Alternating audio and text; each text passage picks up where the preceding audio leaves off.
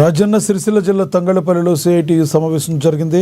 గ్రామ పంచాయతీ workers employees union CITU బద్దెనపల్లిలో యూనియన్ మండల అధ్యక్షుడు బుర్ర శ్రీనివాస్ గౌడ్ అధ్యక్షతన జరిగింది.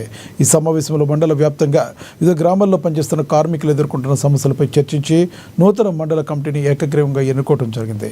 ఈ సమావేశానికి ముఖ్య అతిథిగా సిఐటియు జిల్లా కార్యదర్శి కోడలి రమణ హాజరై మాట్లాడుతూ గ్రామాల పచ్చదనం పరిశుభ్రంగా ఉంచడం కోసం తమ ఆరోగ్యాలను సైతం లెక్క చేయకుండా అహర్నిశలు కష్టపడి పనిచేస్తూ సేవలందిస్తున్న గ్రామ పంచాయతీ కార్మికుల సమస్యలను ప్రభుత్వం పట్టించుకోవడం లేదని మండిపడ్డారు.